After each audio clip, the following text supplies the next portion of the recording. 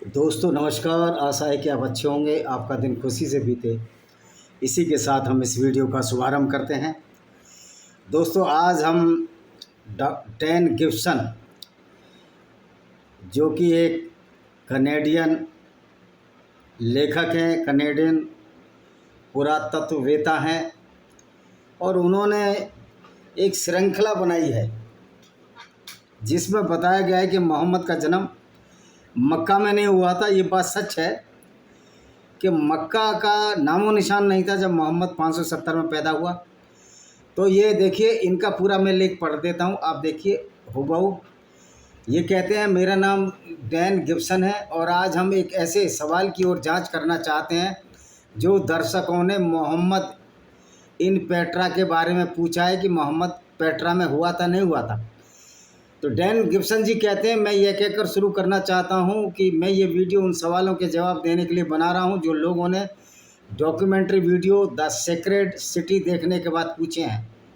अगर आपने ये फ़िल्म नहीं देखी है तो कृपया इसे देखने की कोशिश करें, क्योंकि अगर आप पहले फ़िल्म देखेंगे तो वीडियो ज़्यादा समझ में आएगा। तो मैं वीडियो अपलोड कर दूंगा दूसरी जगह पर, ठीक है, अगर स्ट्राइक ना आई तो इसलिए मैं उनका लेख पढ़कर सुना रहा हूँ। डॉक्यूमेंट्री फिल्म में डैन गिब्सन जी कहते हैं, मैं प्रतिष्ठित करता हूँ कि पहला किबला, यानी कि जिसकी तरफ मुँह करके मुसलमान नमाज पढ़ते हैं, दिशा दक्षिणी जॉर्डन में पेट्रा शहर की ओर थी। जैसा कि हमने इस श्रृंखला में अब तक पता लगाया है, ऐसा प्रतीत होता है कि पेट्रा को एक समय मक्का के नाम से भी जाना जाता था। यस, ये मक्का तो दूसरा मक्का जिसमें ये हज करने जाते हैं, उम्रा। थॉमस आर्ट सनी 837 ईस्वी में लिखते हुए बात हमारे लिए स्पष्ट करते हैं। 887 यानी कि मोहम्मद के मरने के करीब 250 साल बाद मरा था मोहम्मद। 632 में, 732, 832 और 50, हाँ, करीब 250 साल के बाद यह बात हमारे लिए बहुत स्पष्ट करते हैं, क्योंकि वे पेट्रा की पहचान करते हैं और फिर वे हमें बताते हैं कि वे मक्का की बात कर रहे हैं, वे मक्का कहते हैं, यानी पेट्रा ही मक्का था। हमने ये भी देखा कि इस्लाम के पहले 100 वर्षों में दुनिया भर की सभी मस्जिदें दक्षिणी जॉर्डन के इस शहर पेट्रा की ओर इशारा करती हैं। अगर आप उन मस्जिदों को देखना चाहते हो तो वेबसाइट पर जाएं, ग्राफिकल इंटरफेस देखें। यह आपको इन मस्जिदों की जांच करने और ख़ुद सबूत जांचने की अनुमति देता है। यह ग्राफिकल वेबसाइट नवीनतम सबूत है। डैन गिब्सन जी कहते हैं कि हमने वीडियो सीरीज़ में यह भी दिखाया है कि मूल काबा पेट्रा शहर में स्थित था। यह दुशारा मंदिर या कसर अल बंट के नाम से जाने वाली बड़ी इमारत के सामने की प्राचीन नींव है। कुछ लोगों का मानना है कि काबा एक बहुत बड़ा प्रभावशाली स्मारक रहा होगा, लेकिन ऐसा नहीं था। उस समय यह एक चौकोर दिखने वाली संरचना थी और काफ़ी अप्रभावी थी, यानी कोई ज़्यादा वो नहीं था, क्योंकि टेक्सचर, इस्लाम का कोई टेक्सचर वेक्सचर तो है नहीं। लूटने खाने वाले, मार के खाने, लोगों को ख़त्म करने वाले लोग अच्छे हो ही नहीं सकते। अच्छा जी, हम अजराकी एक विद्वान था इस्लामिक से मोहम्मद के जीवन काल के दौरान काबा की इमारत के सही आकार के बारे में सीखते हैं।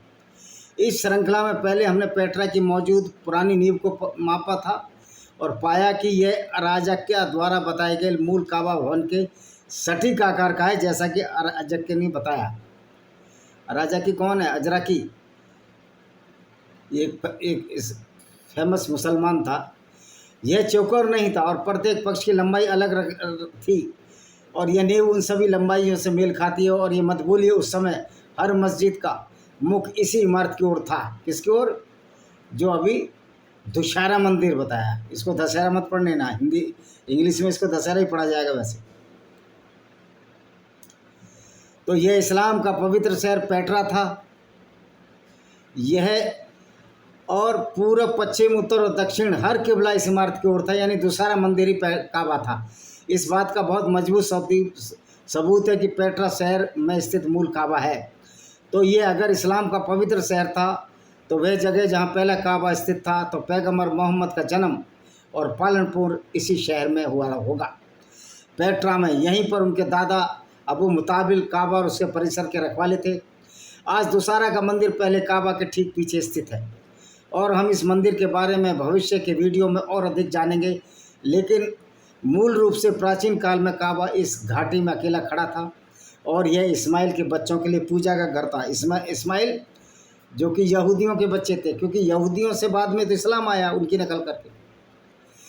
तो ये वही घाटी थी जहाँ हाजरा रोई थी और प्रभु से प्रार्थना की थी, क्योंकि छोटा बच्चा इस्माइल मरने वाला था। इसी शहर जमजम में उसे पानी मिला था और ये कुएँ पेट्रा में हैं।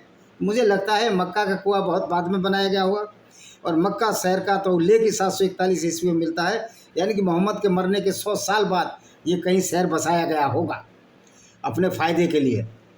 मोहम्मद के समय से पहले शहर के लोग बुतप्रस्त थे।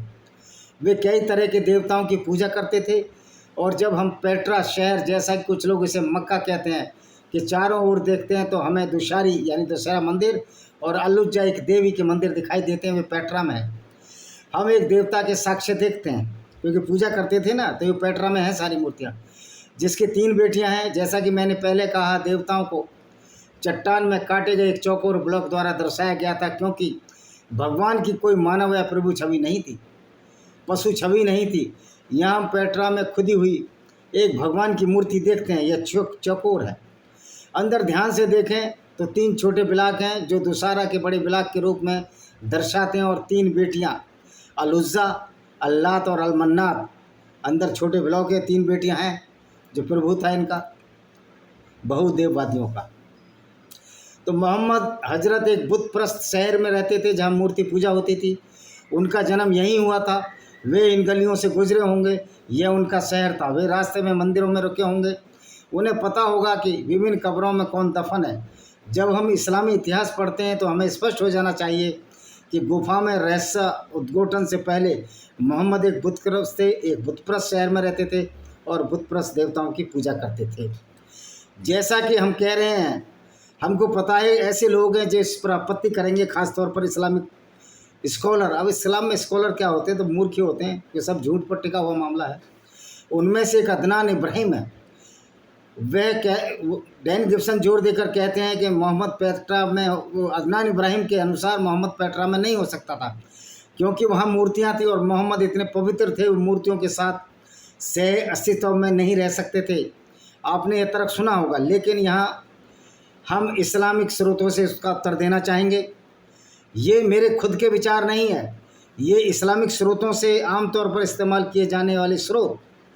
सबसे पहले हदीसों में मोहम्मद के मूर्तियों के साथ से अस्तित्व या रहने के कई उदाहरण हैं। उदाहरण के लिए मोहम्मद वेदियों पर, वेदी नहीं होती, चढ़ाया गया भोजन खाते हैं। बुखारी, सही बुखारी की हदीस हमें बताती है, बुक नंबर 7 हदीस नंबर 407 क्या कहती है, सुनिए।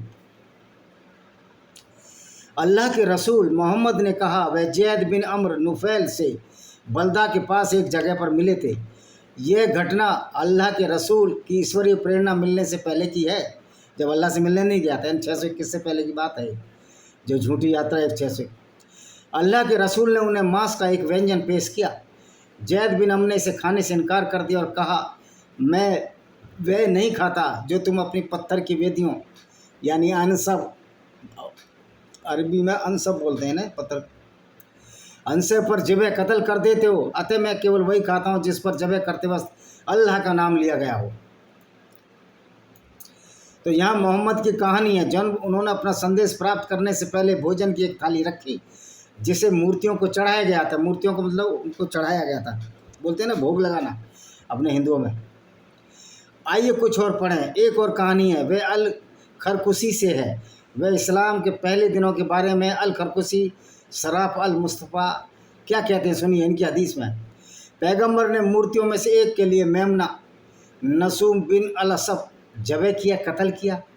फिर उन्होंने उसे भूनकर अपने साथ ले गए।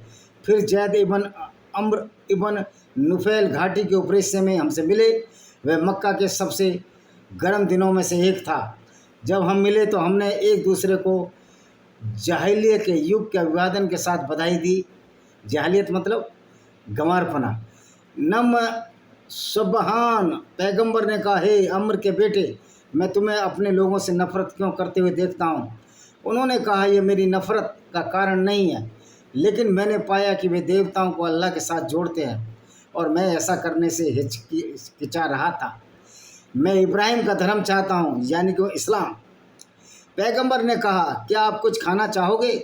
उसने कहा, हाँ। फिर पैगंबर ने उसके सामने मेमने का मांस रख दिया। जैद बिन अमर ने कहा, तब तक मैं अल्लाह के अलावा किसी अन्य देवता के लिए जबे कहीं कोई चीज़ नहीं खाऊंगा, यानी कत्ल की गई अल्लाह के नाम पर।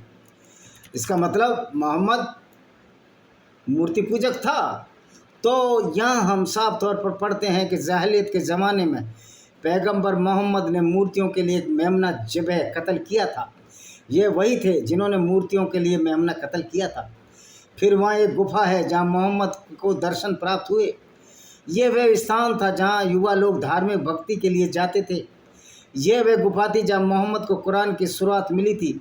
यहाँ सही बुखारी की हदीस हमें बताती है कि यह गुफा बुतप्रस्त छवियों से भरी हुई थी, यानी उसमें मूर्तियाँ थीं। बुखारी हमें बताता है, बुखारी 6:146 क्या बोलता है, 186 मैं गुफा में पैगंबर के साथ था और जब मैंने बुतप्रस्तों की नक्काशी देखी, कला देखी, तो मैंने कहा, मैं अल्लाह के रसूल, अगर इन बुतप्रस्तों में से कोई अपना पैर उठाएगा तो वह हमें देख लेगा। उसने कहा, वह मोहम्मद है। उसने कहा, तुम उन दोनों के बारे में क्या सोचते हो जिसमें से तीसरा अल्लाह है। ये बुखारी की हदीस 186 है, यानी कि उन गुफा में रहते थे जहाँ मूर्तियाँ थीं। अब सऊदी अरब के मक्का में प्रस्तावित गुफा में इनमें कोई भी मूर्ति पूजक नक्काशी नहीं है, लेकिन पेट्रा में प्रस्तावित गुफा में नक्काशी है। और जब मोहम्मद को आयतें आती थी तो नक्काशी वाली गुफा में आती थी। तो समझ सकते हो कि इस्लाम में कितना झूठ का खेल है। ये मक्का की मक्कारी, इसी को हम कहना चाहते हैं। एक बात है, जो किताबें उन्होंने लिखी हैं, जो अर्ली बुक है इस्लाम में, तो हम आपको बताना चाहते हैं कि आप इसे पढ़ें। हमने भी 12 किताबें लिखी हैं, आप उनको पढ़ें। डैन गिब्सन किताब को पढ़ें। इस्लाम से पहले के दिनों में मोहम्मद मूर्तियों से घिरे थे। यही कारण था उन्हें काबा से 360 मूर्तियों को साफ करना पड़ा। जब उन्हें काबा के कोने में काली चट्टान रखने के लिए एक युवा के रूप में चुना गया था, तो उन्होंने अन्य मूर्तियों की उपस्थिति पर आपत्ति नहीं जताई। काली चट्टान, जिसको हजर अस्वाद पूछते हैं, वैसे स्थान पर 359 अन्य मूर्तियाँ थीं। अंत में इससे कोई फर्क नहीं पड़ता वे मक्का या पेट्रा थी। उस शहर में एक जगह अभी भी 360 मूर्तियाँ थीं। मोहम्मद उस स्थान पर थे। इससे अलावा अपने मुस्नद के खंड 4 में अहमद इबन इबल मुस्नद खंड पृष्ठ 222 में हमें ये बताता है कि पैगंबर की पत्नी खदीजा के घर में एक मूर्ति थी जिस देवी का नाम अल-उज्जा था, यानी कि मोहम्मद भी मूर्ति पूजक था।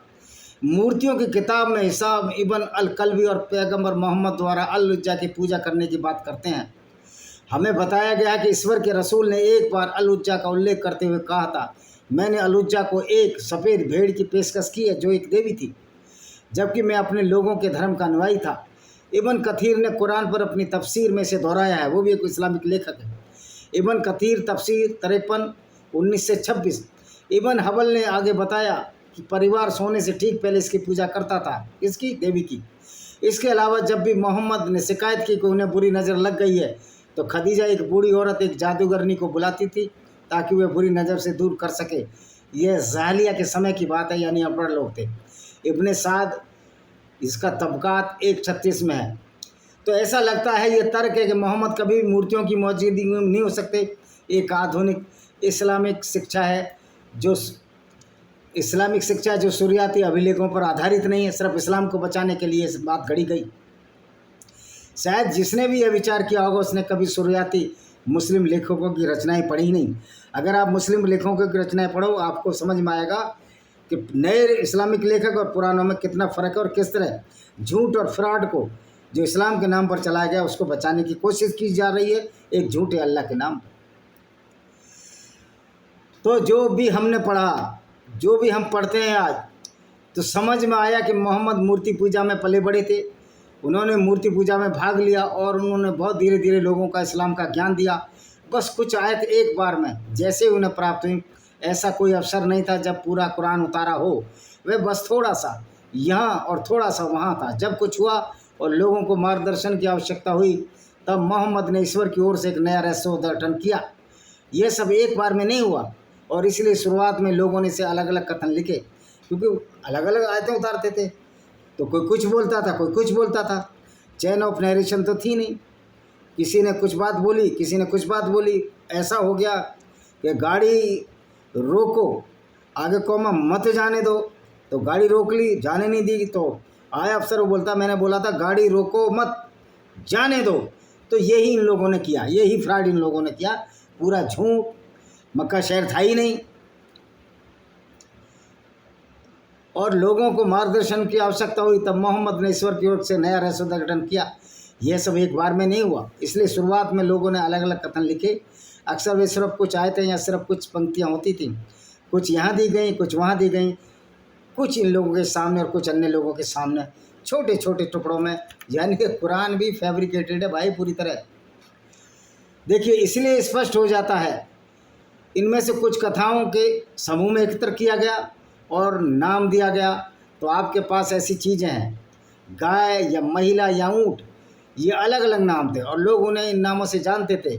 मोहम्मद की मृत्यु के बाद उस्मान के जीवन काल के दौरान, जो कि इनका दूसरा खलीफा था, तीसरा खलीफा, इन टुकड़ों को, कुरान के टुकड़ों को पहली बार एक साथ इकट्ठा किया गया और उन्हें कुरान नाम दे दिया गया। और इसके बाद भी कोई और सभाएं हुई। ऐसा प्रतीत होता है कि जनरल हज्जाज के अधीन मोहम्मद द्वारा कई बातों का और भी अधिक संग्रह हुआ। जनरल हज्जाज था जो मोहम्मद बिन कासिम को अटैक करने जिसने भेजा था। इससे यह स्पष्ट हो जाता है कि कोई एकीकृत कुरान नहीं था। बहुत बाद में विद्वानों ने कुरान की कई अलग अलग प्रतियां एकत्र की हैं।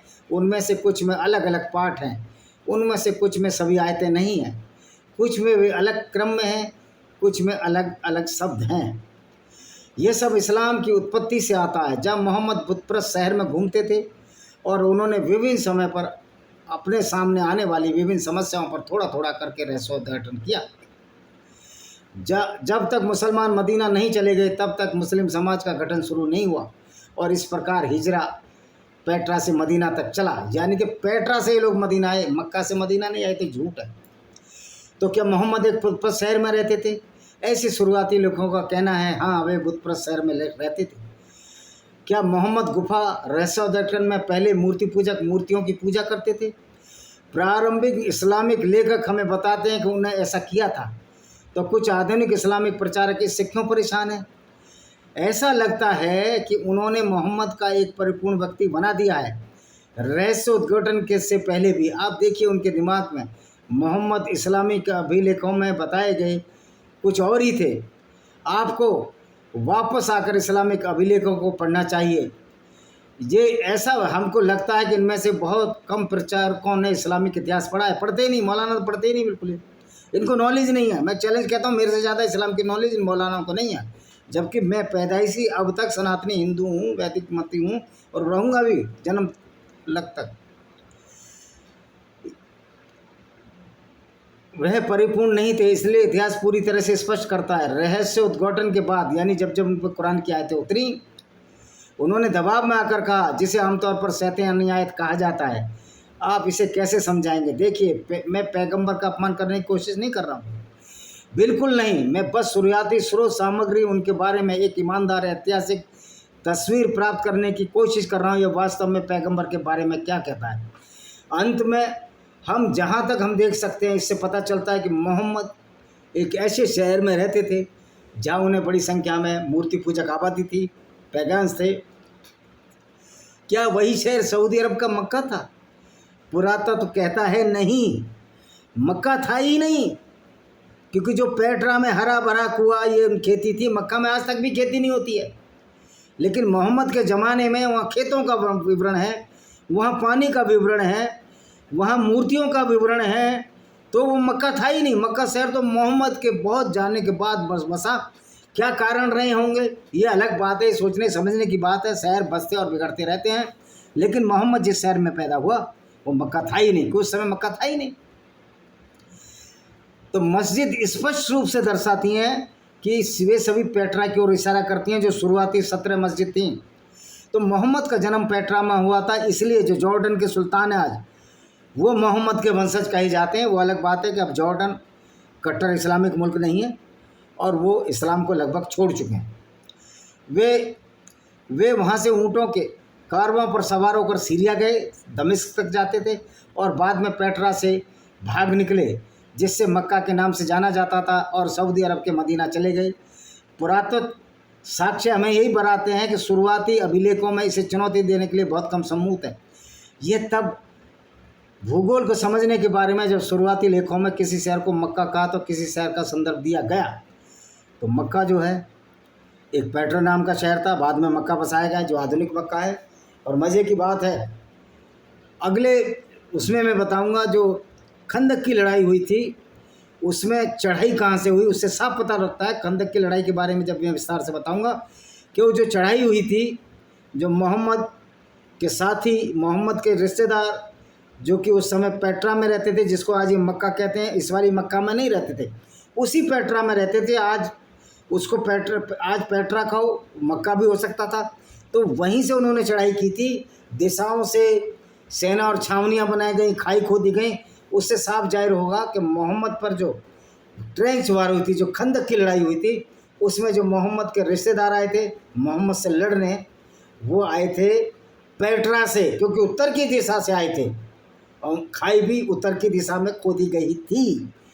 खाई मदीना के दक्षिण दिशा में खोदी गई थी, मदीना के दक्षिण नहीं, मदीना के उत्तर में खोदी गई थी। यानी कि पेट्रा से जो अटैक हुआ, पेट्रा मदीना के और उत्तर में था, तो उत्तर की दिशा में खाई खोदी गई थी। ये कल हम बताएंगे ट्रेंच वार, जिससे साबित हो जाएगा कि मोहम्मद का जो जन्म का शहर था वो पेट्रा था, मक्का नहीं। क्योंकि मक्का का उल्लेख तो 741 के बाद ही इस्लामिक ग्रंथों में मिलता है। आशा है कि आपको ये वीडियो पसंद आएगा। चैनल को सब्सक्राइब करें, इसको वीडियो को शेयर करें, जिससे कि आपको आने वाले नोटिफिकेशन मिल सकें। This is the truth of the prophet Muhammad that he was born in Petra, not in Mecca. Though no question arise that where was the Makkah, where is the Petra?